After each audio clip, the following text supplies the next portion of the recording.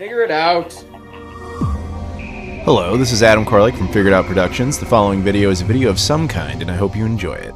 Hey everyone, welcome to the Figure It Out cast for September 2025. I am your host, Adam Koralik, and I am joined again by the amazing Joseph. What's up, man? Hey, I'm glad to be here. We need to get you a Technicolor Dreamcast so that we can just say you're Joseph in the amazing Technicolor Dreamcast. Yes. Somebody obviously. out there make that. Yeah, that would be pretty cool. I can't believe we've never thought of that. But yeah, so for everybody joining us, if you're not familiar, this is a Patreon-backed podcast, which means that if you support me, there's multiple tiers. You can get early access to this or any of my videos.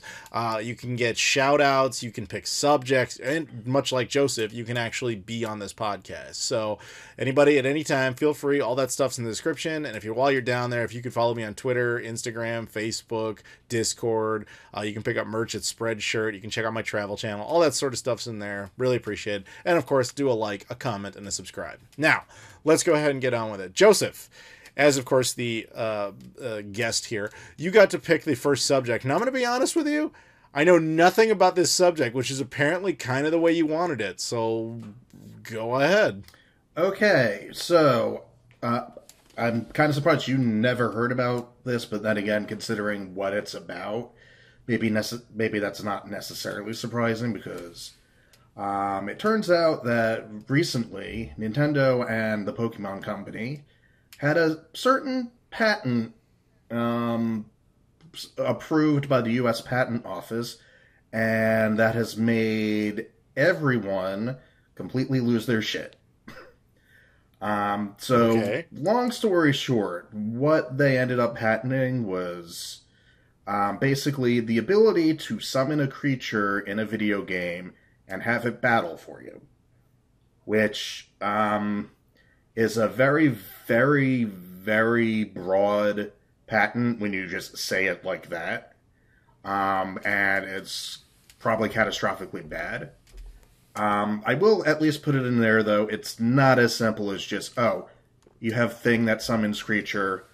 Nintendo is now the only one who's able to do that. There's, like, caveats in there. And more importantly, there were, like, specific things with how it went that Nintendo went to patent it. Oh, this suddenly makes so much more sense. See, when I first read your message, because I knew nothing about this, as we said before, I literally thought he was talking about a game or a title called Summoning Creatures. I didn't realize he was talking about, like, the abstract concept of summoning creatures. Oh, yeah. Yeah. Okay, that makes way the hell more sense. I'm like, who cares? Like, Yeah, no. Yay, they trademarked a new game called Summoning Creatures. No, Are we really going to devote a patent. subject to this? Okay, this makes way more sense. Yes, I know trademark, but that was my interpretation of what you were saying. Is yes, not patent technically. But I was thinking trademarked. Never mind, it doesn't matter. I'm glad I was wrong because this is way more interesting. Yeah. So basically, obviously they did this to patent some of the mechanics of Pokemon, which we'll table the discussion on if they should have been able to get that or not for later on. But as everyone was like, oh god, this means that no one can ever make a monster game again, or no one could do summoning spells in an RPG and whatever. That's not exactly true. So I'm looking at an article that has the explanation of the patent now, like the steps that have to go through for it. Let's see. Okay. Yeah. So one thing is, so basically, in order for this patent to actually apply, you have to be controlling a character on a field who's like permanently there, who's your player character. You have to do something to make a sub-character appear on the field based on whatever you have to do. Basically, when the two of them come into contact with each other, a fight happens, and then, or if there's nothing in contact with them, the creature that's summoned just walks around, does some stuff, and then the battle happens. So basically, and also obviously it has to be on a PC, console, or computing device. It has to actually be in a video game. You have to be able to move. So So basically, what this covers is like some of the later Pokemon games, like Pokemon Legends Arceus, where you're walking around an open world space, or Scarlet and Violet. You then throw the Pokeball, your Pokemon comes out, it runs around, can then attack, then depending on the game, and then either gets into the battle, or just auto fights for you, and then that ends. What it wouldn't cover would be anything from like earlier, because those are just like random encounters, battle starts, and then yeah, there's a creature there, but it's not technically how it is like this. So Nintendo, when they filed for this patent in 2023, like, that was specifically, like, they did this, like, specifically around the time, like, Pokemon Legends Arceus and Scarlet and Violet came out. Like, around then. This has, like, a lot of people have been like, oh, Nintendo's just trying to get even more ammo against Pal World, which is not true. Pal World was not a concern of Nintendo's back then. Because there's no way that anyone knew, like, how exactly, how do I put this delicately?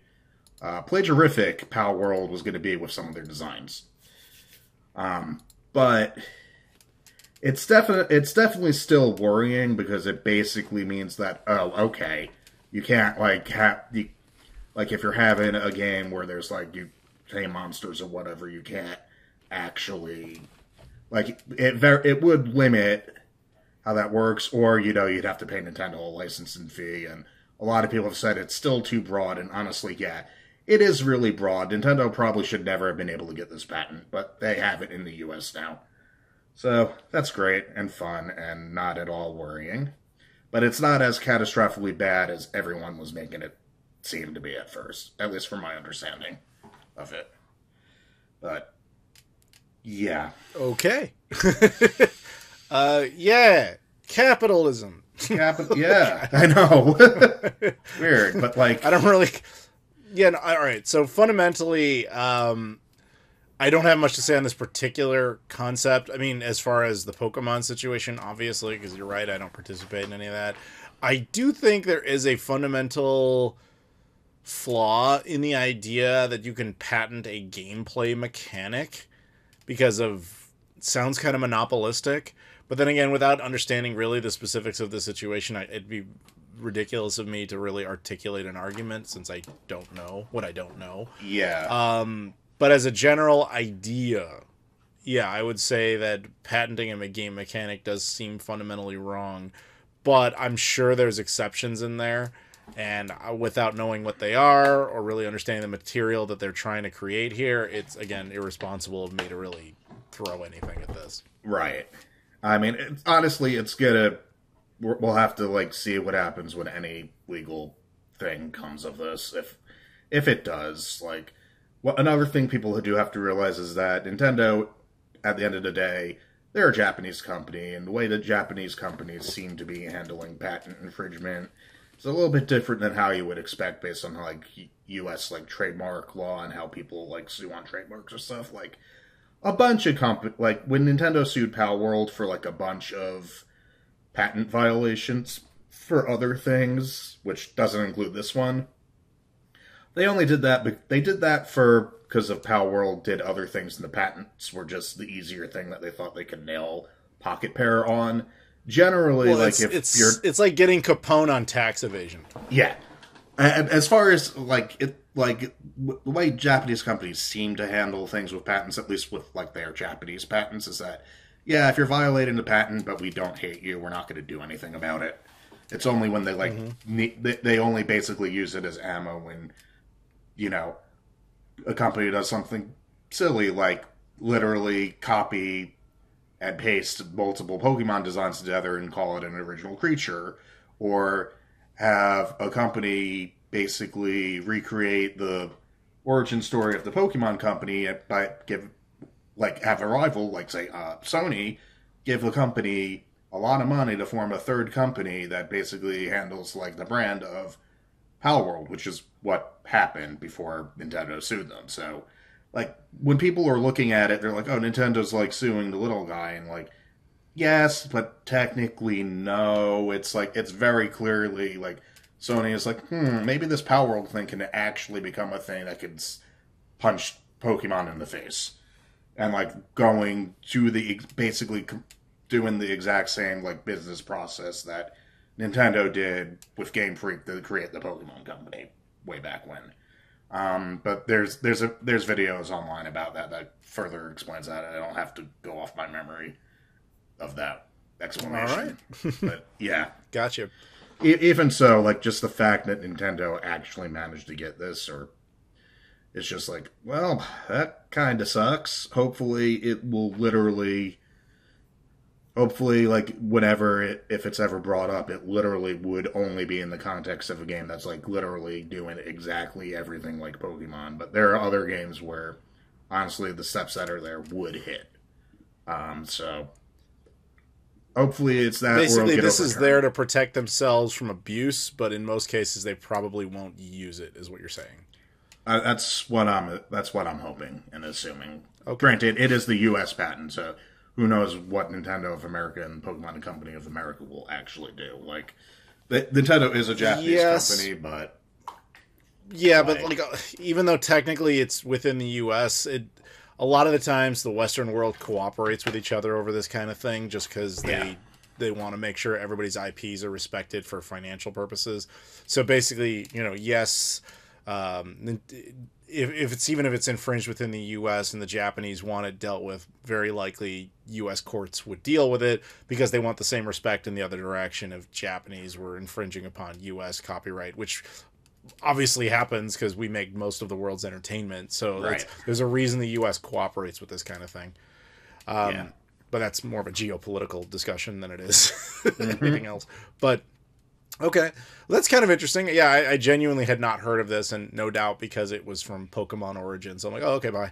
Yeah, okay. Yeah, like you said, you're not like. Not only were you like not a big Pokemon person, were not a big handheld person to begin with. So you never would have actually gotten into Pokemon as a kid all that much, or at least that is objectively correct. Yes. Yeah, like at best, you might have gotten into it as a kid for a little bit, like when the show first came on. But you would have grown out of that immediately. The games are what actually caught. I mean, if you really want, I can tell you because I remember this. Like, I remember when Pokemon exploded in the late '90s. Oh yeah, me too. In like '98, '99, everyone had like Game Boys and they were all playing it. The show was on all the time. And I sat there, and I'm sorry to everyone who's about to get mad. I thought it was dumb as hell. I was just like, because I hate anime. I always have. I'm always going to. And that wasn't even my reasoning. I just remember sitting there trying to watch it. I'm like, this actively hurts my brain with how stupid this feels. Like that episode of South Park on Chin Pokemon is exactly how I felt. I was like, oh, I cannot stand this. Oh, like it was just driving me nuts. And then the actual games... Like, I remember a buddy of mine, picked one up, and we ended up playing it at his house because one of our friends had one of the Pokemon games for Game Boy. One of my friends had a Super Nintendo, and I had the Super Game Boy. And so we were like, well, our powers combined, we'll play this on the TV. And they were sitting there, like, into it, and I'm just sitting there kind of like, I'm not dying from this, but I'm not in any way engaged by them walking around in the forest and seeing Ash Ketchum find a Pokemon and yell at it or whatever the hell he was doing. And I was just like, this is just not for me. And then all of my friends, man, like all of them were like collecting Pokemon cards and trading this stuff. And I'm sitting there like, you realize we can go get issues of Playboy instead. Like, we don't need to be doing this. And it never meant anything to me. Like, when people were like, dude, my Charizard would totally destroy your Pikachu. Well, screw him. I'm going to turn him into Raichu. I'm like, what the hell are you talking about? We have boobs over there. Let's go get those. That was just not my life. I just never got it. I never understood why people were so into it. Happy for them. They all had a blast. Blastoise. See, I do know some of these names. I'm not that naive. I mean, it would be impossible for you not to. Like, yeah, there is some measure of cultural. There is a measure of cultural zeitgeist you cannot help but absorb through just natural osmosis of existence.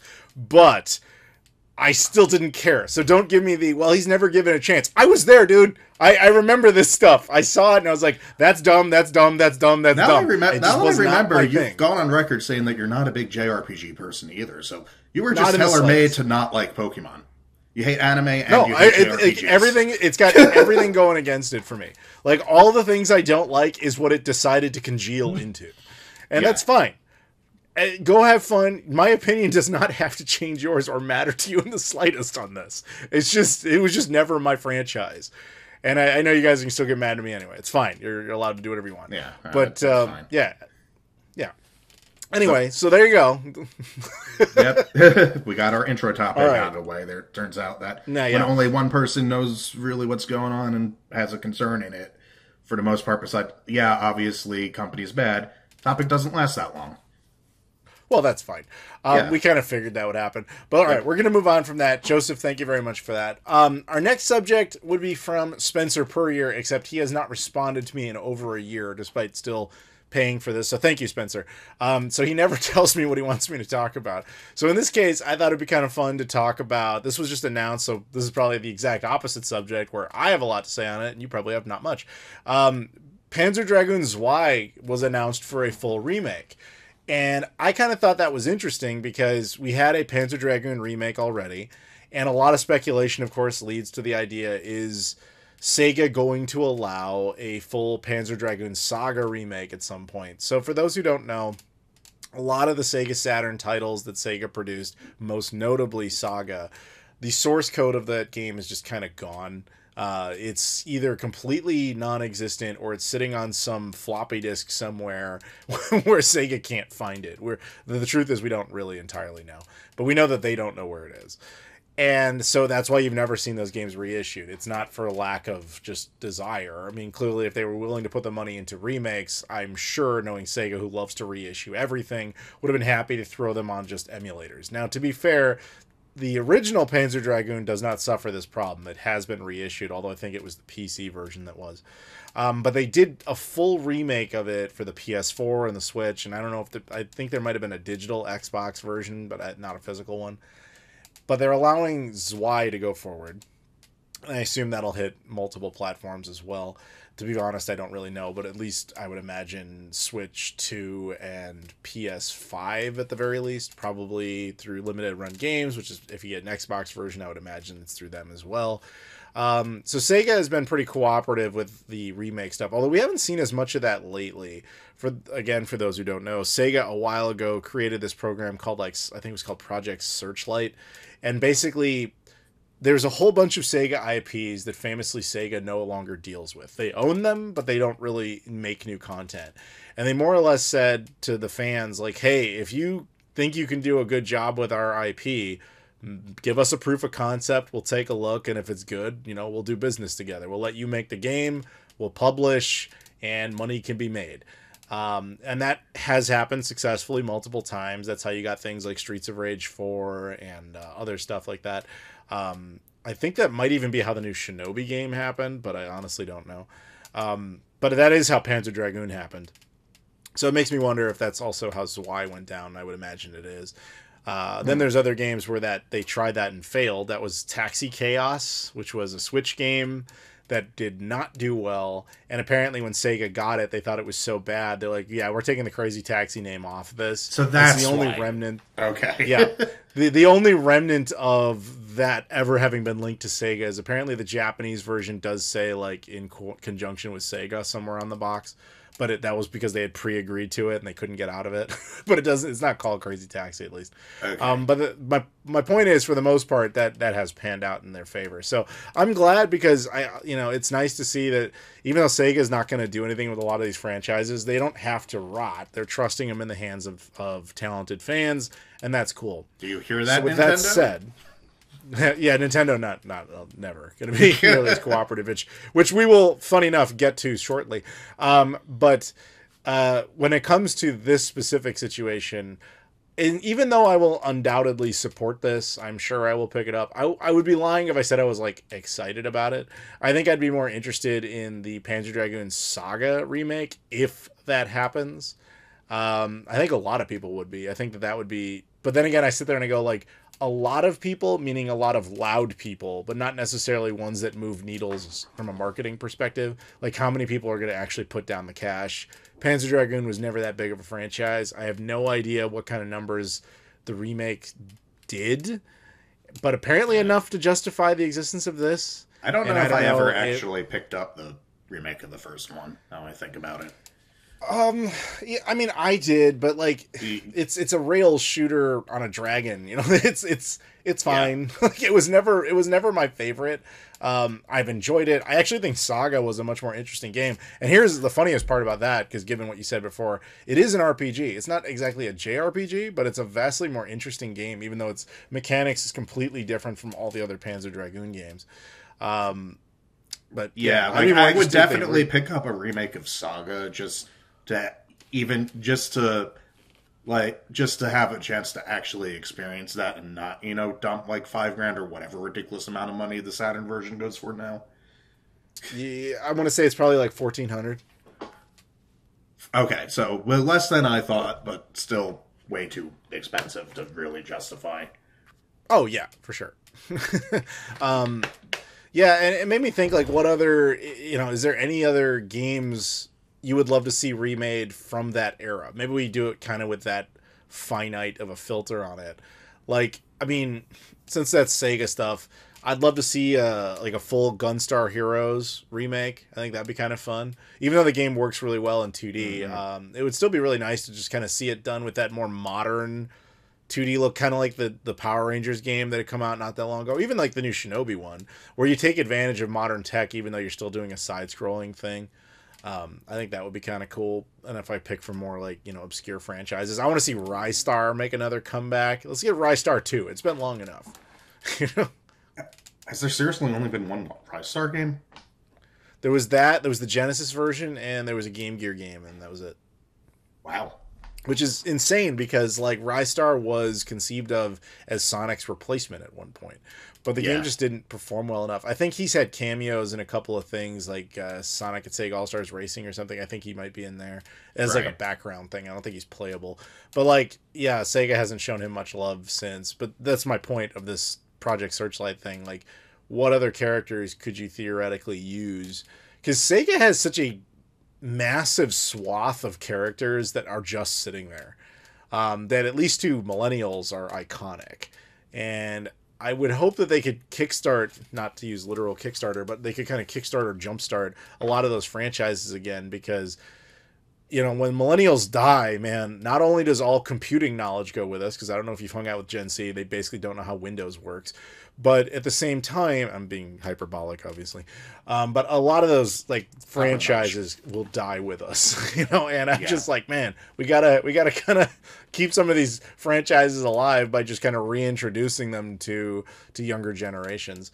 And Rystar would be kind of an interesting one, just for people who like obscure, because Sega does have a problem, and they know it, which is that Sonic is the only thing they have that keeps, you know, crossing into the upper echelon of pop culture and that every generation knows.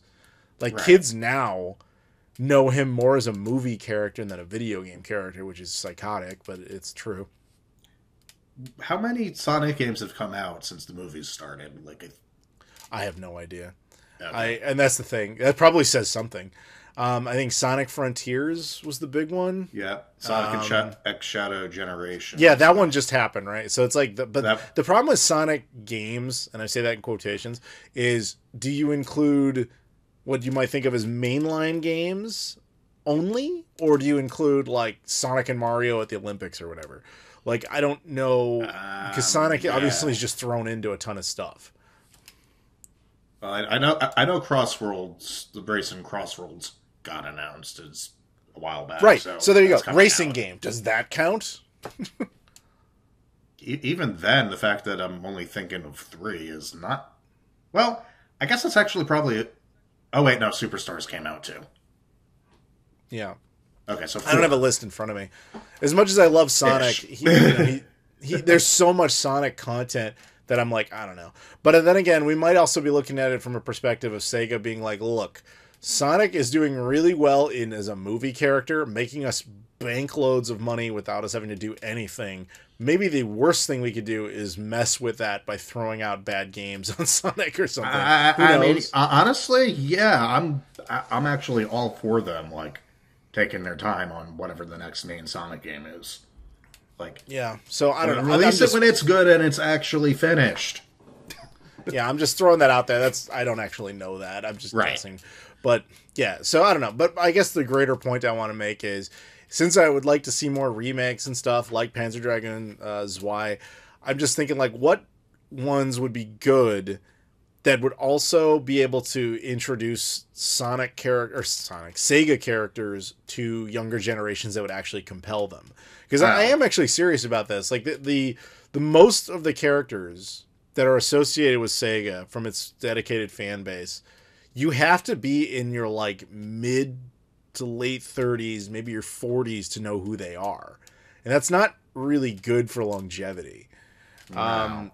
And yeah, so I just want to see more of those survive. And again, like this Project Spotlight is doing all right with that, but you know, I want to see things like Gunstar Heroes sticking around, you know? Yeah, no, definitely. Again, Rise Star is great. A real new Knights game might be nice. Oh yeah, yeah. Yeah, I mean, they've done it before. They like did one on the Wii, and that got ported to the... But dude, that was like 20 years ago. God, you're right. Did that hurt? That sentence hurt you? I bet that sentence hurt you. It did. I knew it. Hurt all of you, didn't it? But yeah, okay, yeah. So another Knights, that would be good. So the problem is that even for like someone like me who like grew up with a Sega Genesis, like when I'm thinking of like Sega characters, like outside of Sonic and Sonic's characters, I have a hard time thinking of any. Exactly, like, I mean, like I remember Vector Man, but that's not going to be able to do anything. He's a guy who's made out of spheres. Like, yeah, so you could theoretically an altered beast. You could do a lot of stuff with these characters, but they just kind of don't. But with Knights, I think that game came out in 2007, so it'd be 18 years old. And I think the original Knights came out in like 95 or 96. So the gap between those two games was like 11, 12 years. The gap between that Wii game and now is like 18 years. Damn. The oldness hits, dog. Yeah. But yeah, all right. I guess that's, you know, I don't know. I know we got a House of the Dead remake not that long ago, so I can't say anything about that. Like I said, they're kind of doing the right thing. You know, I just want to see more of it. And I'm basically just saying that this is a good step in that direction. And I don't know, if I was at Sega and I was doing something other than, obviously I'd pick Shenmue because it's just me. I'm biased as hell. Oh, I mean, yes. But yeah, exactly. Outside of that, you know, it's like, what other obscure franchise in Sega's history would you try to dig up? I probably would go Gunstar Heroes or Rise Star. Now, a lot of people would probably say like Virtua Fighter, but like they've had a game not that long ago, and Virtua Fighter 6 is inevitable if it wasn't already announced. I don't even remember. Yeah, Virtua Fighter's fine. You don't really need to remake that. Yeah, they're still. That's what I'm saying. Stuff. A lot of them are still getting events. And to be fair, Shenmue's getting its Shenmue 3 Enhanced Edition, so like it's not done. But yeah, you know, I mean, Shenmue 3 is also made like outside of Sega, so. Truth, but it's still their IP. It's still their IP, yeah. But yeah, hey, at least this is good signs that you might get 4.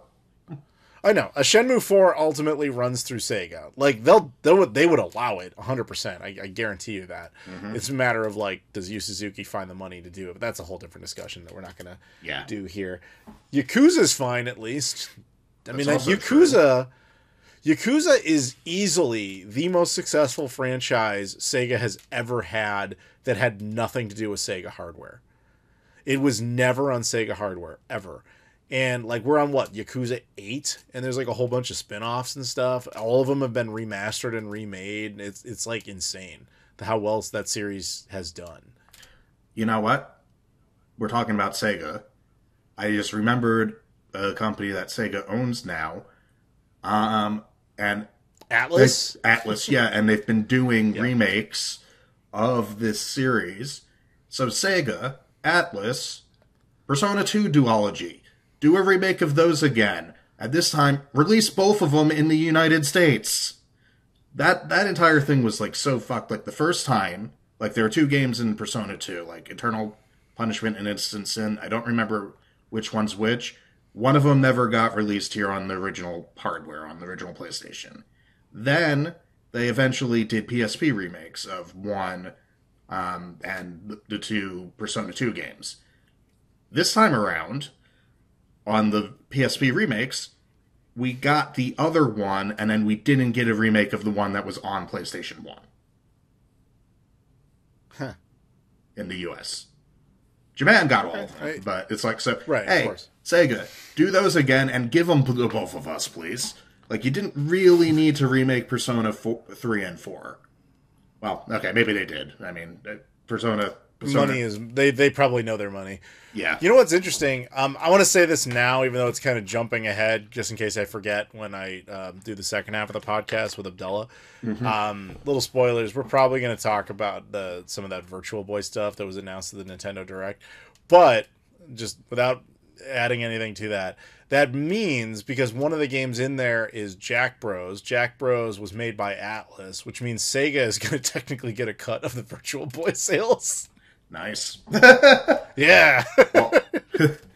all right. 3 pennies of it. Yeah, pretty much. But, I mean, you got to think that Jack Bros is like one of the #1 games people are going to want to play on there. Oh, yeah. It is weird to think that Sega is the one that could sit down and be like, we're going to remake Jack Bros. A game we had nothing to do with, ever. But we own. Yeah. But yeah, but to be fair to Sega, because I remember when they bought Atlas, a lot of people were really like iffy on that. But they've stuck to their guns. They were like, we're going to just let Atlas be Atlas. We're not going to interfere with them. And they've done a pretty good job from what I understand. That is true. Which, good. I mean, a lot more companies, when they buy other companies, should just be like, okay, so we bought you because you do this thing. Keep doing that thing. We'll keep giving you money. You good? Note to Microsoft. Yeah, pass that one along. Yeah. All right. Any other remake talk? We were kind of going to... Originally, we were going to kind of talk about various platforms, but I think we kind of limited it to Sega stuff. Yeah. If I was going to just throw this out there as like a full-on remake that's not Sega related that I would love to see from the ground up, I would love to see a complete rebuild and update and modernization with no doubt more content and levels and vehicles, etc. I would love to see that for Twisted Metal 2. And it's because it's my favorite PS1 game of all time. But I would love to see that in like a modern way. That's a fantasy. Because I don't understand how the Twisted Metal franchise from a video game perspective is dead. Since we haven't had a game for it since like 2012. The PS3 one was the last one. That game was not good. And we have an active TV show for it that actually is doing well, and yet we don't have a game associated with it.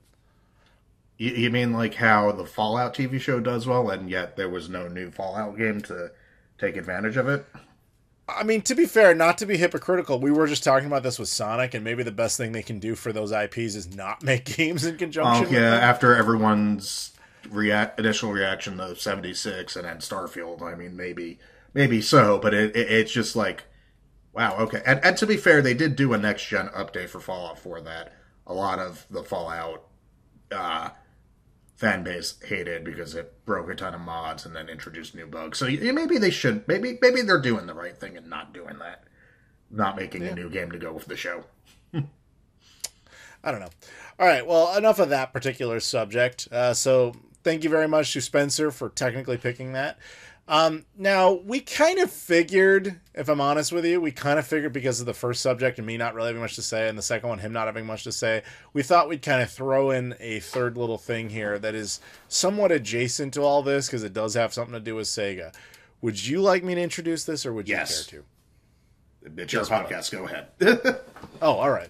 So, at the time we were recording this, like last week, the British police conducted a raid on a guy who had in his possession GBA, so Nintendo Game Boy, Nintendo DS, Nintendo DSi, and 3DS Devkits and undumped games, hardware, software, etc. And apparently, according to what I've been reading, it was at the behest of Sega that this be done. So this is like a whole legalese issue. So let's go back in time a little bit to the timeline of events. So Sega of the UK, Sega London, or Sega of Europe more accurately, which is in the UK, it is in London, just moved offices. So, and I know this because I've been to their old office multiple times, and that'll be relevant in a minute. But they moved to a newer location, and in that process, they were kind of discarding various things to make the move easier. The assumption here is that someone on staff decided they didn't need their development kits for dead platforms. Sega was no longer making Game Boy, DS, DSi, or 3DS stuff. In fact, I can tell you that I saw some of that stuff when I was at Sega London once, because they have like this, or they had, these big like cases, and inside was like all sorts of just games and platforms and things. And it was all just sitting there like it was supposed to. That's its purpose. And they, you know, when they moved, somebody on staff decided to either throw that stuff away or privately sell it. I don't know which, and I don't pretend to know. But either way, it ended up in the hands of a private collector. Now, said private collector legally purchased them in some manner, whether it was from the employee or it was from, I don't know if you'd say it was purchased if it came from a trash dump, but either way, if it came from a trash dump, it gets considered public property because it's considered discarded, at least in the United States. I don't pretend to be an expert on British law, but I would assume it's the same scenario. Either way, the content legally enters this guy's custody, even by British law standards. Now, apparently, once it was known that this guy had this, this presented an issue. As this was all Nintendo hardware. It actually, none of it technically belonged to Sega. If you're not familiar with how development kits work, most companies, when they, like of a Nintendo, a Sony, a Microsoft, or even Sega themselves back in the day, when they send out development kits, you acquire them with the understanding that they are not your property and they must be returned somewhere for to be discarded, usually back to the company of origin. However, all the time, this doesn't actually happen. In a lot of cases, they don't care. Like famously, Microsoft with the original Xbox told people straight up, don't return these, we don't want them. So that's why so many original Xbox debug kits were so easy to get, etc. It really depends on the system and the company, but it's Nintendo in this case, and they're super protective of stuff like this. So Sega still had these in their possession. I guess Nintendo was okay with that since they were sitting with Sega. To them, it wasn't a big deal. It's a company. They're going to do the responsible thing. Well, at one point, as Sega's only comment on the matter was they were irresponsibly removed or negligently discarded, I believe was the negligently disposed of. That was the quote. Since that happened, Nintendo became aware of it and is like, yeah, that's our property, that guy can't have it. But since they had previously been in the possession of Sega, Nintendo more or less told Sega, you need to deal with this. And Sega, somebody at Sega decided to contact British police, and they conducted a raid to reacquire that stuff, which is a terrible look. Like, yeah, it's ridiculous. Left, right, and center. It's left, right, and center. That is a terrible look. But apparently it actually might be even worse because, again, no expert on British law, but Sega might have broke British law here. Because they kind of broke law one way or the other. Either they broke the law by getting rid of Nintendo's property in the first place, or they broke the law by raiding this guy because it was essentially, now it's being considered government privatization. So it's like companies essentially purchasing police officers for enforcement, which is some very specific, they even have a name for it. It's like, I don't remember that. It's like a very specific protocol in British law. Oh, here. PACE 1984. Police and Crime Evidence Act. And basically it says like no private company is allowed to do that, blah, blah, blah. So the guy who this happened to is, lawyering up. Because he's also out apparently like thousands and thousands of dollars or pounds, I'm sure in that case, over this. And so I promise you we have not heard the end of this. I honestly, dude, everyone wants to blame Sega here, and it is it is objectively their fault. But I feel bad for them because I see exactly how this happened. Because I have literally been in that exact office. I have walked into that office with the Sega Pluto at their request. And not only did they not take it from me or threaten me with legal action, they were like, this is awesome. Here's some, can we take photos? They even shared it. Like, they were proud of it. Sega is not a company that cares about their own hardware in that regard. They had to do this because Nintendo forced their hand. And now it's kind of tipping the other way where it's like, well, now the British government might be coming after them. I don't know how this is going to play out because I feel bad for the dudes at Sega because I can almost guarantee what happened is some employee was like, I don't even know what these are.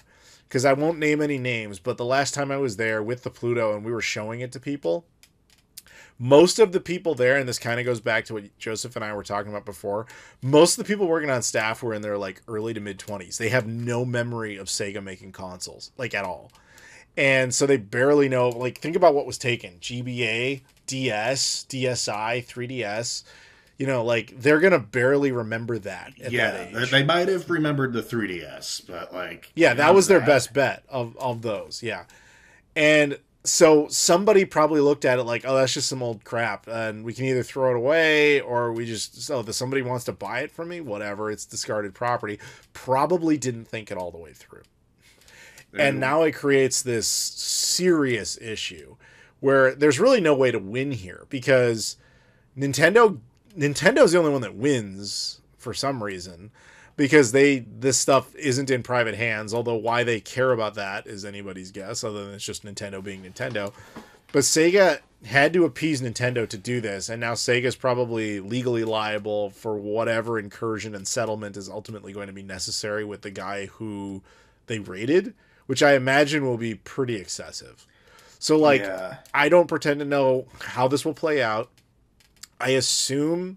if the court of law is still functional in the UK, this guy will sue and he will win. He will inevitably get reimbursed damages for whatever he paid for this stuff, and probably along the lines of like psychological trauma and stress and those type of things that usually group together with this stuff.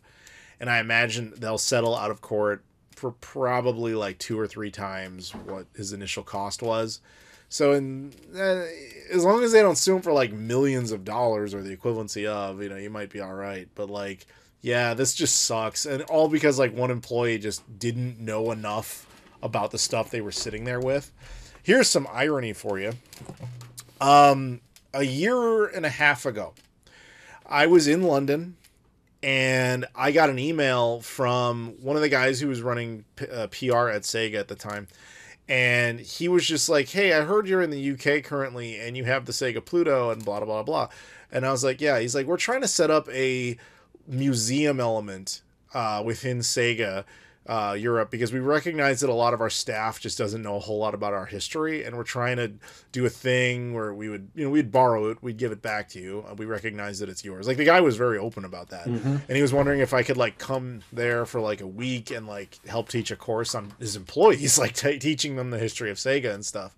And unfortunately that never panned out because they ended up doing something else. And I don't think they ever ended up going forward with that process because I think they recognized they were going to move and there was no reason to set up a museum just to tear it down like a few months later. Maybe it'll happen now. The irony is, I guess what I'm saying is, had I been there and had that happened, it is possible this never would have occurred because their staff would have been more knowledgeable about the history of video games. But then again, that's Nintendo hardware as opposed to Sega. So I don't know. But yeah, I'm just looking at it as such a butterfly effect type of situation.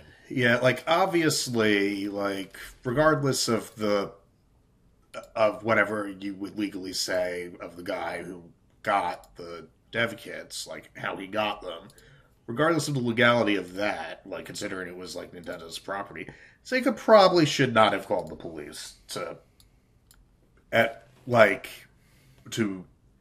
do a raid and then have them like in the warrant to come and take the stuff. Like, I agree, but I guess I ask, and I'm playing devil's advocate. I'm not siding with what they did.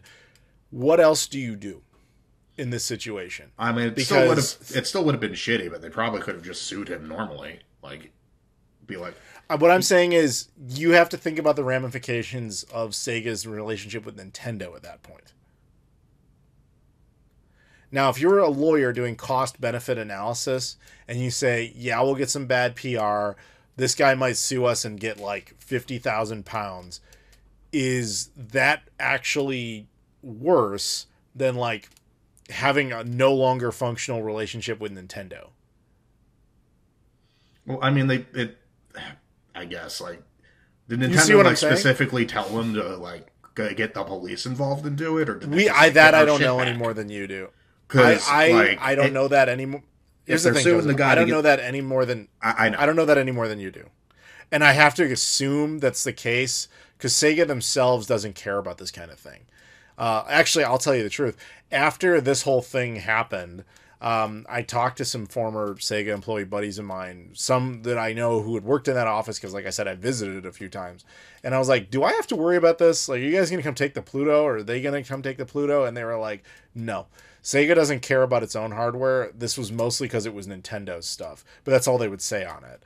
Now, whether that means they got pressure directly from Nintendo, or it means just this is a bad look, I don't know. I would assume the former, because if it was just a bad look, this is also a bad look. I mean, this could have gone into the ether and never been known by anybody, if not for this story. So that implies that somehow Nintendo knew about this, and that they told them. But again, that's alleged. That's all implication. I don't know. Yeah, but I mean, I'm just. Granted, I don't know if Nintendo was putting pressure or if they were, but like even if they were, you would think that okay, so we're suing him in order to get your stuff back. You'll have to wait for legal stuff to happen, but it probably didn't need to like actively, like Sega didn't. Although then I guess if like Nintendo's considering it stolen property, then I guess maybe they did. Who knows? Yeah, again, we just don't have enough information. That's kind of the problem with this situation, is that I don't want to take their side on this because I'm obviously one for video game preservation. I carry the damn Pluto around. Right. Like, I care about that kind of thing. And it really is sad because apparently it contained a ton of undumped GBA, DS, DSi, and 3DS content. So that is sad. And it's, as someone who collects weird stuff like this, it's also terrifying. Granted, I don't live in the UK. But like, man, what a bad look for just everybody involved. Like, nobody wins here. The British government doesn't look good. Sega doesn't look good. Nintendo doesn't look good. And from a certain angle, the collector dude doesn't look good because it looks like he knowingly bought stolen property. But that's only from a certain angle. He's like the least guilty of any wrongdoing here. Yeah. But it all just looks bad. It's like a no-win situation for everyone because at the end of the day, where this stuff ends up, it's either destroyed or it's back at Nintendo and destroyed. Like the odds of it being restored to the owner is not good. I think there is a legal case there where it's possible that they're forced to turn it back over to him, but then he is now dealing directly with Nintendo at that point because it was never Sega's property to give. Right. And therefore it's, I don't know. I don't know. This could be devastating for other ripple effects, by the way, because this could create, it's always been kind of a gray area what happens with that stuff. At least in the UK, this could create some really terrifying precedent. Yeah, like I could definitely imagine that after this, no company's gonna let any dev kits they have out of their site, except like well, okay, that's not exactly true. Microsoft probably won't give a shit, but yeah, they are so weird about theirs. Like OG Xbox, they really cared. They really didn't care. 360, they cared like half of it half the time. Xbox One and Series X, they were oddly protective of. After a little while, then they just don't care anymore. But yeah, I agree with you. They're like the least likely to care of all the groups. Yeah, and in that case, they probably only cared while they were, like, obviously, like with Series X, they cared because it was the relevant console. Yeah. Like, and Sony's is the funniest one. I can tell you a side story here. So, there was a guy in Germany, like a few years back, who was just constantly on eBay selling like PS1 and PS2 test kits and development kits. Like he had tons of them. And eventually the story that came out was that Sony had required all developers to return development kits and all that stuff back to Sony. But all Sony ever did with them is they sent them to this one disposal facility in Germany. And the guy just this was like literally the company in Germany's job. They were like, yeah, this one guy will just be in charge of disposing it. But the dude just wasn't doing it. Instead, he was just taking them and just like, oh yeah, I trashed it. And he was just keeping them. And then when enough time went by, he started flipping them. And as far as I know, nothing actually happened to that guy even after the story came out because like nobody cared anymore. If anything, he was considered something of a hero for preserving this stuff, even though he was doing it for profit. But still, Sony, as far as I know, didn't really care about that. The only time I ever hear about these stories where it's like, oh, some development thing and we have to hear a horrible like outcome, Nintendo is always involved. Like, do you remember last year, I think it was, there was a Super Famicom prototype. The only difference was like, you know, a little bit of the cosmetics were slightly different. I think one of the controller ports was different. Yeah, and it got to over like $1 million or something on eBay. I don't remember what it was. And then Nintendo jumped in and shut the whole thing down. The only reason we never saw the same fate to like the Nintendo PlayStation prototype is it was technically Sony's, not Nintendo's. Stuff like that. But every time something awful like this happens, Nintendo is always involved. And I mean, like, yes, it's alleged. It is not proof. But, like, follow the crumbs, man. Yeah, like, Nintendo is the biggest, most protective of their everything out of all the console manufacturers. Yeah. I mean, to this day, they still go after ROM sites with NES games. You know, it's like, guys, let it go. Well, in a lot of those cases, the ROM sites are pulling in money via ads and stuff, so they're profiting off Nintendo. Yeah, that's valid. I'll give you that one. Which is why. Like, also, like, especially once Nintendo started reselling the NES games also, and that also throws it into the area. But, like, it's like generally like, well, with Nintendo you never know, but like generally if they weren't profiting off them, they probably wouldn't care too much. Like because the amount of people who would actually like go to a ROM site to download a game compared to who would like buy it on like the Virtual Console or get the Switch online subscription, honestly, pretty low. Yeah, when you compare it to Nintendo's customer base. And when you factor Nintendo's main customer base, like most of the people who have a Switch or Switch 2 don't really know how to do that stuff or to even think to go there. I guess so. But yeah, fair enough.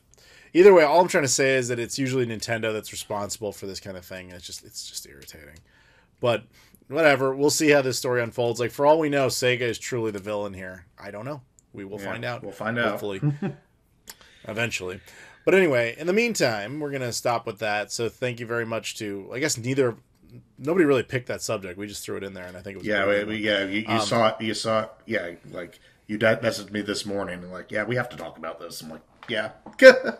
Yeah, I agree. Okay, all right. We're going to do a round of shout-outs now. So the following people are all Patreon backers and they are the tier in which they get a shout-out. So that would be Michael Kelly, Loke, Sega Steve, Jeb Malcolm, and Trey Wagner. Once again, that is Michael Kelly, Loke, Sega Steve, Jeb Malcolm, and Trey Wagner. Thank you very much for your support. Anybody out there, if you're listening, you want to join the Patreon at any time, again, you get early access to videos, not just this. You also can get shout-outs, you can pick subjects, and, of course, you can be on here. And we're back. We have now returning champion Abdullah to join us. The thing we had wanted to talk about was the Virtual Boy. And funny enough, Nintendo kind of gave us a good enough excuse to talk about it again. So at the time we're recording, Nintendo just did the most recent Nintendo Direct for, obviously for September. And we're going to kind of go through it, but as a little spoiler there, they obviously talked about Virtual Boy, and we will too. But Abdullah, if you'll indulge me, since you got to pick this subject, would you like to lead it off with like the list of things to discuss? Well, it was not a small direct. That's for sure. There's a lot to talk about. Yeah, that was a big one. Yeah, so maybe we could start off with the Virtual Boy because that's where we we could do that as a beginning point. And I would initially start by saying that I was lucky to get a Virtual Boy And I think I mentioned it before in one of the podcasts, maybe that I do own one, but it doesn't really work. Uh, Yeah, that and sounds familiar. yeah, so to me, it's just a collection piece. Glad that I have it. Uh, I have like two games or something, but seeing that Nintendo went, uh, I mean, they're releasing like two versions of the accessory, right? One of them is Wait, gonna mimic the we should actual. probably hang on. We should probably explain what Nintendo's actually doing before we Oh just jump yeah. into that. Yeah, so just for the record, so what Nintendo announced was that Nintendo Switch Online, which is a service that if you subscribe to, I'm sure a lot of you guys already know this, then you get access to digital versions of a lot of Nintendo legacy games for legacy consoles. They are going to be adding the Virtual Boy to that, along with I think it was 14 titles, some of which are pretty expensive games. And that in of itself is already cool. But as Abdullah was just alluding to, in addition to that, they're also releasing two optional peripherals. Abdullah, Exactly. take it away. So yeah, they're releasing two, as you said, two peripherals. That is gonna mimic the Virtual Boy experience. One is gonna be basically the Virtual Boy, the skeleton with Virtual Boy, and you're gonna put the Switch inside. You're gonna experience the Virtual Boy probably in better quality, but it's still all red anyway. Uh, and then there's the cardboard version.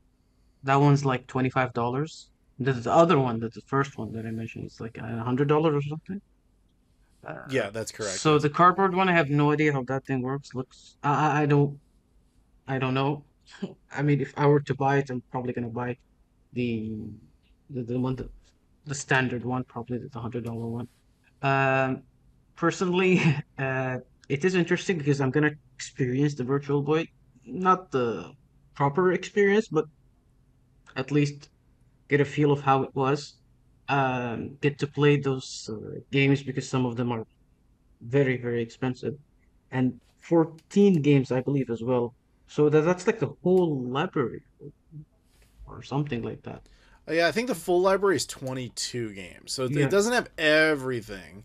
Granted, it's not a physical thing. Other I mean the mount you're talking about is that's yeah, the that's the thing you can buy physical for one. 100 Just bucks. But the games are just digital. I'm more interested in the idea of if they expand on that and they start, pumping in like unfinished games or whatever, like prototypes, or maybe they finish up a couple of the titles. And if anybody can reverse engineer those off there so that we can actually get them back on real Virtual Boy hardware. But that's me getting way ahead of myself. yeah, but it's But still a like as a possibility. concept, yeah. I also hope that it kind of drives down some of the Virtual Boy prices. I find that unlikely, but not Yeah, I impossible was really because thinking about that. uh, Yeah, I was thinking about that point. yeah, as much as I would, a lot of those games, like the simple truth is, dude, part of the reason those games are so expensive is because they're impossible to play by any other means, with the exception of the 3DS emulation. But with Nintendo offering people like a legitimate way to play them, it's not impossible to think that some people are like, well, I mean, I've heard that story a million times. Especially, it's going to be millennials right now because they're the Mhm. ones who would even remember Virtual Boy in its time. They're going to be like, well, I got kids now, and like, I'm looking at my copy of Jack Bros. Like, that's like $1,000 in my pocket if I get rid of it. Now that I can play it on Switch for free, I'll just do that. Like, and when you have enough people doing that, it drives the market down. That's just economics. Yeah, So, but not that I think any of these particular games I really need, but except for that horror one, which that one intrigues me. I don't know if you know what I'm talking about. There's mm, I forget the name of it. It's a horror game that's on Virtual Boy, and it was never released outside of Japan. But since they are bringing it over here, I have to assume they went to the trouble of translating it. yeah, most likely. And and if they did, I'm wondering if anybody can kind of rip that and we can have like repros of it or whatever for the North American market. But that's a different again idea. But yeah, it would be interesting to see what else comes of this. Are you going to get this, like the physical edition? I do plan on getting it, uh, just because I want to experience the Virtual Boy, because I do have one that doesn't work, like I mentioned. So just in order to Yeah. experience the console, and that's pretty much my reason for it. And Yeah, that's completely yeah, fair. and it's gonna look good in the Um, collection as well. So it's like hitting two birds with one stone. So I'm of two minds on this because I think it's really neat, and I want to show them a little love for the fact that they actually went out and supported the Virtual Boy. But the sole reason to get that thing is to have a really cool like display piece. Well, I actually already have a Virtual Boy, and it already serves the purpose of being a display piece. Yeah, so it's like that's same. you know, like I don't know if I here. really need it for that. It's like just having a tinier one of the same thing. And I require a Switch to use it, you know? So Yeah. I don't think I'm going to actually get this thing, especially since I don't do the online services anyway. But, like, if they did, you know, like a physical Switch 2 bundle with all the games on it or whatever, that I would absolutely pay for. But I don't think they're going to do that. But that would be cool. Yeah, I guess so. But I guess yeah. I mean, if they did have that, that would be much better than we have right now. But thing is, in your case, probably maybe did you your Virtual Boy has a full stand, right? Yeah, yes. So Mine's fine. yeah, mine Mine's totally is fine. just broken as hell. So Yeah, so no, I get it. I so get that's it. why Like to me that's appealing. But again, that's just my situation. that. Yeah, exactly. Our situations are different. That's what all it boils down to. Yeah, but Shout out to our friend Virtual Girl Candace, who probably crapped her pants when this announcement came because she's to Virtual Boy what I am to Dreamcast, just like a huge fan. And so something new to support, official love from the company that made it. That's good stuff. Part of me wonders though, like if Nintendo went to the extreme effort to actually make this physical thing for the Switch 2 just for this, like you would think it would be in their interest to also do like a physical collection of all the games to go with it at some point. You know, that's how you can resell that again later. Point is, they showed it some love, and that's cool enough. I mean, to be fair, the little plastic thing isn't even necessary. It's just kind of there to help you feel nostalgia berries, and you got to give Nintendo some credit for acknowledging it because this is like they've almost have not acknowledged the Virtual Boy in like 30 years.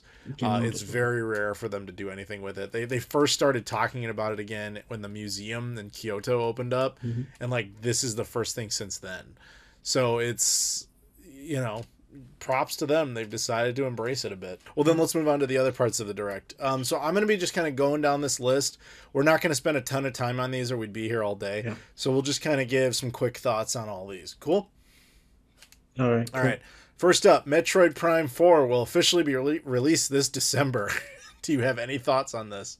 Uh, well, not really much. Not a Metroid fan. Haven't really given it a chance, to be honest with you, but maybe I'll give it a chance with this game. I don't know. Okay. To be, My only thought on this was this is hilarious because do you remember the story of this? I mean, this was announced oh yeah, back in 2017. This was announced when the Switch 1 had just come out. Metroid game. Yeah, that, Like that summer. I actually remember it. And the funniest part of it too is that for anybody out there who remembers my videos from that era, I was always talking about Gamers Club Unlocked from Best Buy, how you'd pay for this membership and you'd get 20% off all your games all the time.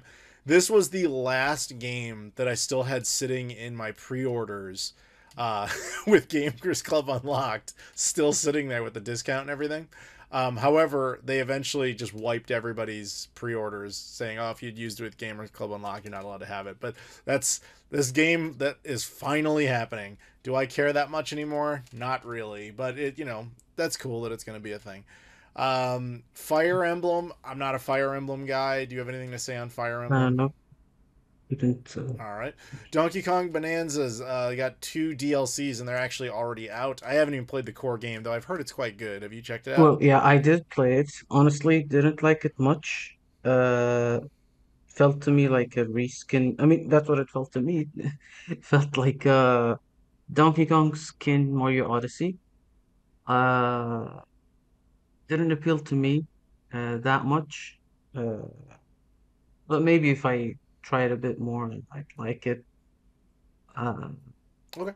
Gameplay I wise, don't it's have a dog actually in that fun to fight. play. It's fun to play, but the story just didn't. Let's say I didn't resonate with the story that much, so that's pretty much why I I. don't remember Donkey Kong games being known for their story, but either Oh way, yeah, I whatever. mean that's one point, but I don't know, it just felt off to me. But graphically and as gameplay, it was pretty good. It's pretty good. All right. Not that bad. Yeah. Pokemon Pokopia. I don't care at all. Do you? Okay. I do play Pokemon. Uh, Not Okay. the biggest like an avid Pokemon player, but I enjoy the earlier ones more. Not interested in this. It's like a like farm simulator kind of thing. Not at all. I mean, even the All recent right more then. like core recent Pokemon games, I haven't really interested in. I'm more into the older ones. I mean, Gen 6 and Duo. That's pretty Okay. much where. Um, Super Mario Galaxy and Super Mario Galaxy 2 bundle. This one I find kind of funny for a Right. couple of reasons. One, they already did a Super Mario Galaxy bundle on the Switch originally, as you probably recall, with Super Yeah, Mario Sunshine the and Super Mario 3D All Stars. 64. Yeah, exactly. And so now they've just kind of coupled it with Super Mario Galaxy 2. Yeah. So I'm of two minds on this because I love that the Wii is ever further becoming more and more worthless. 'Cause I hate that system. So taking away one of the handful of games that people always say that, oh, that's a good one though. Great, awesome. Get it away from the Wii, then we have further reason to throw those things out. But the fact that they chose this, on the one hand, I'm like, well, it makes sense to pair those two games together. And on the other hand, I'm like, well, you already did that not that long ago. Couldn't you have thrown it into with some other stuff? But then I'm like, I don't know what else off the top of my head you would have thrown it in with. But yeah, I mean, either way, I'll probably uh, pick this up because mhm. yeah, it's a way to play a good Mario game without having to use the Wii. Yeah, and there's gonna be physical as well, right? Yeah, And do yeah, they announce like Amigos or something for it? Uh, yeah. I don't care about that, but yes, it's going to have new amiibos yeah, and for neither do whatever I care that about the Amigos. does. To me, not It's that okay to much. like them. I personally don't care. Okay. All right, they're also doing a Super Mario Galaxy But I movie, and do so have I a think that comment about that's the. probably why they did that.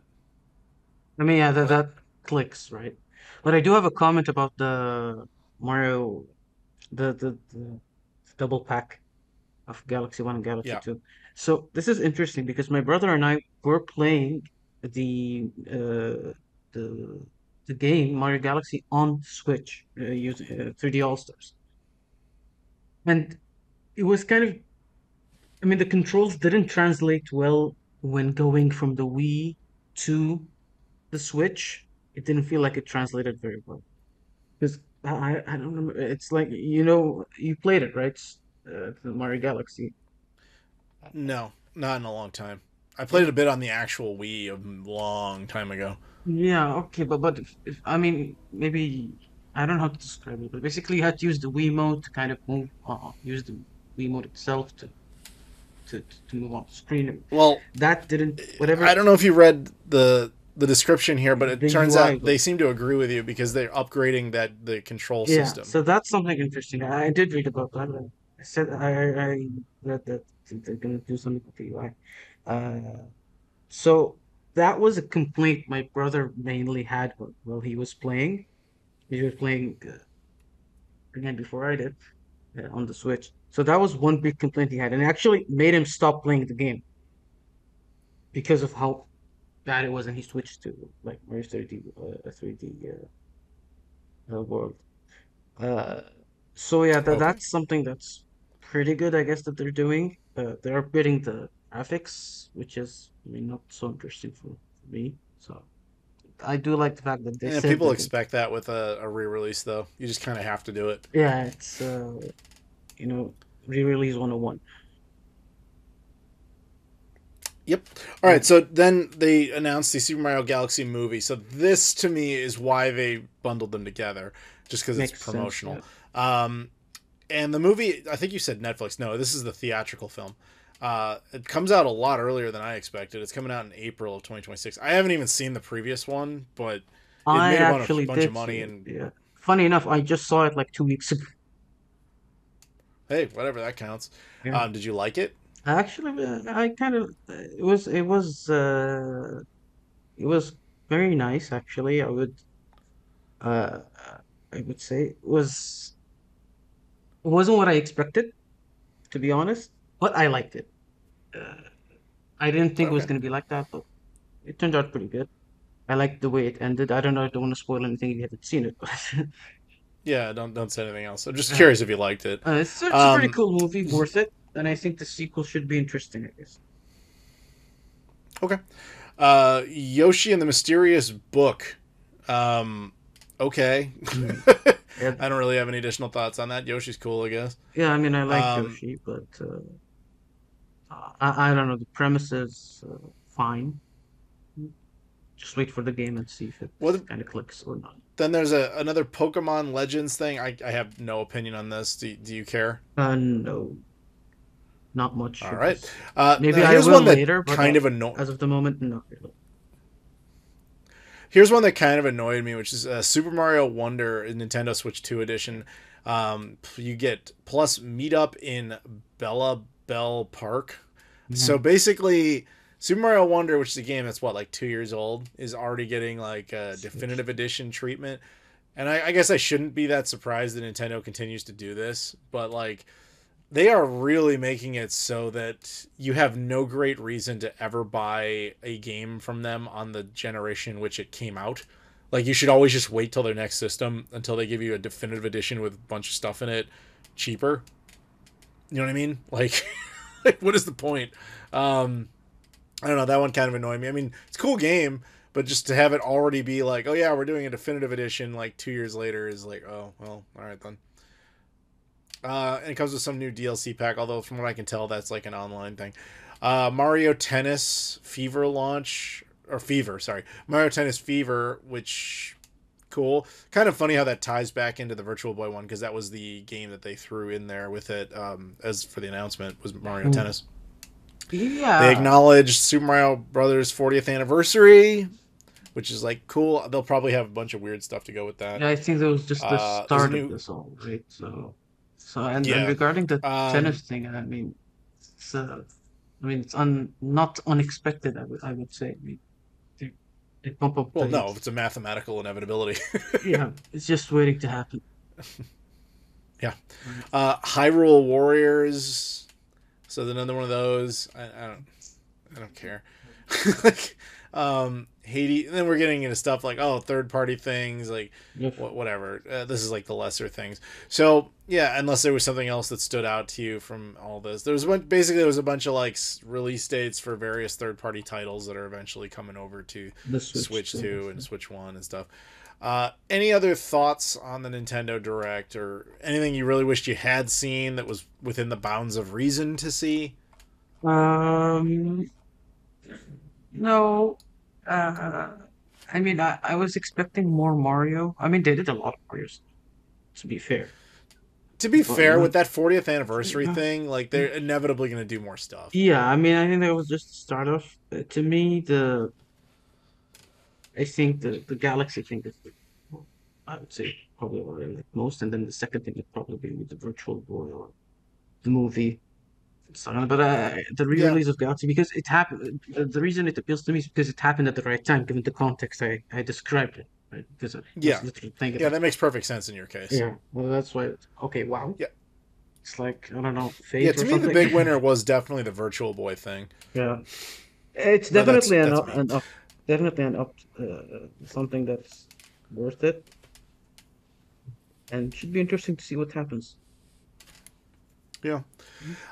I kind of wish, and I think they're just not there yet. I wish they would acknowledge the physical media problem that they have, which is that how many indie devs want them to do smaller cart sizes rather than game key cards, and they just aren't acknowledging that yet. I think inevitably they will, but for the time being, we have to kind of suffer.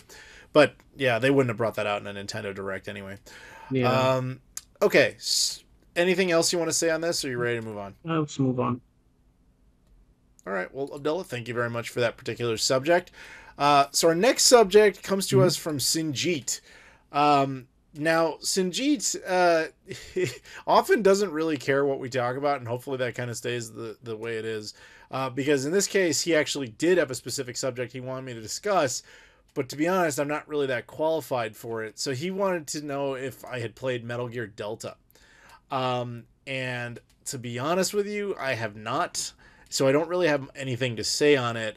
thought what we might do here a little bit is talk about Metal Gear as a franchise, some of the earlier titles which I have played, we could talk a little bit about. But also, if I'm honest, Metal Gear Solid, not the original Metal Gear from the MSX or even the NES versions, but Metal Gear Solid, where the series really took root, at least in North America, to be more of a pop culture icon, came from the original PlayStation, of course, the first Metal Gear Solid, and it's now the 30th anniversary of the PS1 in North America. So I thought we could kind of just talk a little bit about, we'll do some Metal Gear Solid, and then we'll talk about some PS1, and, you know, I think it'll just be kind of a fun little chit chat. Are you down for that, Abdullah? Sure, but I got All right. zero knowledge of it. So we'll, yeah, all right. So I'll just talk a little Metal Gear Solid first, and then we can just open it up a little.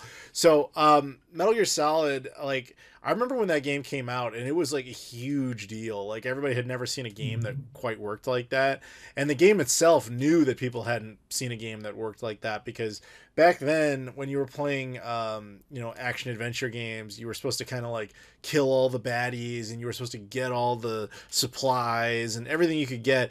And in the game itself, it's like, you know, honestly, restraint is your best move. Like, the other characters would call you and be like, you know, you don't, just because you see a guy doesn't mean you have to kill him. Like, you can just, it's probably smarter to avoid him. So you had to use strategy. And the same thing with like supplies. Like, yeah, just because you see some supplies somewhere doesn't mean you need to risk your neck to go get it. Like, unless you actually need it, there's not really much of a point. So the game would tell you, like, it broke the fourth wall constantly, and it was very, very interesting, and like the creative things that it did and the story it was telling. And I remember playing that on the PS1 and loving it. And then when there was the sorta Dreamcast version using the Bleemcast release, that's when I really got into that game. And I just appreciate it as like the work of art that it was. I personally loved the GameCube remake, Twin Snakes, although not a whole lot of people seem to, including Hideo Kojima, from what I understand. And those were my favorite. Years later, I've eventually actually sat down and properly played Metal Gear Solid 2, because the first time I had tried to play that game, I really didn't like it. But years later, when I played 2 and 3, I enjoyed them, but never the same way that I enjoyed that first one. I think that first one is like a perfect game. And everything else is just trying to be weird and trying to make you feel what you felt in that first game. At least that's just my take. Granted, that's as far as I ever got. I never played 4 or 5 or any of that stuff. A lot of the spin-offs I never did. But, you know, I still think it's a great franchise. I still think it's terrible what happened to Hideo Kojima as far as how Konami treated him. But for all that, like, that first Metal Gear Solid game is phenomenal. And that said, I've tried to play some of those earlier Metal Gear games, and I have not really enjoyed the experience, but like the Famicom one and all that. But yeah, so that said, PS1, Abdullah, do you have any I know you don't have any Metal Gear Solid thoughts. He and I already talked about this, but anything you would want to talk about on the PS1's 30th anniversary? Like, because when I think about the original PlayStation, like, Metal Gear Solid is not the first title that comes to mind, but it's definitely in like the top 3. And certainly the top 10 of all games. Like, if you were trapped on an island in the PS1, that's one of those that shows up. But, you know, what have you got? Well, if you were to mention it to me, and I think this won't be a surprise given, I mean, you're probably gonna guess what first game's gonna pop up for me about this, about the PlayStation 1, and that would definitely be Crash. That's what, that's, that's what, Crash Bandicoot? yeah, Crash. Actually, I wouldn't have guessed that. I don't think we've ever discussed that. No, because I like Sonic Mario person, so that's why Sure, I would but say. like, Yeah. I guess I just did not know. This is actually kind of interesting, because for all this time, I actually have no idea what you know about PlayStation brand as a general. Oh, But okay. yeah, Well, okay, cool. the Crash more you Bandicoot, know, go right? for it. Yeah. Well, all right. So, yeah, because that was the actually the first game I cleared completely on the system. Uh, and I actually enjoyed playing it. I played it uh, and finished it on the PlayStation 1. Um, I mean, Tomb Raider, I played that a little bit. Not much, but it was pretty nice. And Spyro was pretty good, but the thing is, most of my memory is from childhood. So I Yeah. can't really recall that much, except for Crash, because that I actually went ahead and cleared it again uh, from that was back in What 2000, I about don't the know, sequels? 17. The sequels? No, then I just went and played the Insane Trilogy. So Oh, that's it. Played a little bit. But I would definitely always recall the PlayStation 1 with an amazing experience of Crash. And I mean, the other thing is on the anniversary of it. One thing to remember is how historically the system is interesting because it was not supposed to be there, right? It was going to be a collaboration with Sega and then Nintendo Nintendo and initially. then Well, to be fair, Sega had their chance too, but yeah. Nintendo was more infamous. For those who don't know this, I did a video last year when the PS1 turned 30 in Japan because it was almost a year apart. So if you want more of the history of the system, you can go there. But in short, what he's saying is true. Sony did a collaboration with Nintendo initially over sound chips in the Super Nintendo. And from that, they thought, oh, maybe we can make an attachment like the Sega CD, but for the Super Nintendo, made by Sony. And Sony's licensing deal got too intense for Nintendo. It's a very truncated version of events, but the two of them parted ways on bad terms. And Sony then went to Sega, and Sega wasn't really interested because they were dealing with all their own problems. And so they said, screw it, we'll do it ourselves. And that's how the PS1 as we know it was born. While Sony did a lot of things right with that system, they also really benefited from the massive failures of both Nintendo and Sega. Sega making a great disc-based console that was difficult to develop for, and Nintendo made a cartridge-based system when developers begged them not to. So from the developer's perspective, it was much cheaper and much easier to work on the PlayStation, which really brought a lot of development over there, especially Squaresoft, which definitely hurt Nintendo the most because they had effectively, like Final Fantasy and all that, had been exclusive to Nintendo hardware up until then, and they lost all of that to Sony's brand new system. And as much as people scoff at this, like, you know, it is funny to think it's not impossible in a slightly different timeline that the Sony PlayStation is as bizarre to hear as Apple Pippin. It's just, remember that time Sony made a game console and it like failed? That could have been the reality. It's just that they did a lot right, but they also really, like, honestly, Sega and Nintendo did just as many things wrong that opened up that door. Partially timing, partially luck, etc. But man, you know, good for Sony. Yeah, I mean, it opened up the door for Sony, right? And Yeah. the thing is, a lot of people, maybe specifically in this region, I noticed that a lot of people really have connection with the PlayStation 1. I think I mentioned it before here. It's commonly referred to as the Sony, not as PlayStation. I Yeah, think I yeah. mentioned that before, yeah. So a lot of people I actually, think you also said it was heavily pirated everywhere. oh, big time. I mean, oh, big time, man. And that was for a while. You could buy, so roughly people would just buy games the way it was pirated uh, for like 5, 10 dirhams. So that was like one, two Yeah. dollars, something like that. So a lot of people really are nostalgic here for it. I'm more nostalgic to the GameCube, but that's just me again. A lot of people who grew up were like gamers here, from my generation and a bit older, would really get nostalgic about the PlayStation. And there's a game as well, the Pepsi Man game. You know it, right? Yes, I Yeah, have it. that's one I forgot to mention. But yeah, that's what I have to say about it. I mean, I'm a Nintendo-oriented I know. collector gamer, but the PlayStation 1 does have a special place in my heart, actually. Yeah, the PS1 it's like almost a Nintendo console as far as, I mean, its history is given. Like the controller itself is a Super Nintendo controller with sticks attached. Yeah, Given the origin of it, that makes complete sense. Yeah, some of the games too, like, you know, I know I've talked about this before, but some of my favorites, like Twisted Metal 2, still to me is the definitive PS1 game. There are games I associate with the PS1, even though I don't play those versions, like Resident Evil 2. Even though I would always play the Dreamcast version of that, or even the remakes, I would play that instead, perhaps. but I still, that game comes to my mind when I think of the PS1. There's just so many great, unique experiences on that system. Very At experimental least were system. unique. A lot of them have since, that too. Because you got to give it to them. Like, I'll give Sony this. Like, they really did a good job of telling adults that you could enjoy video games too.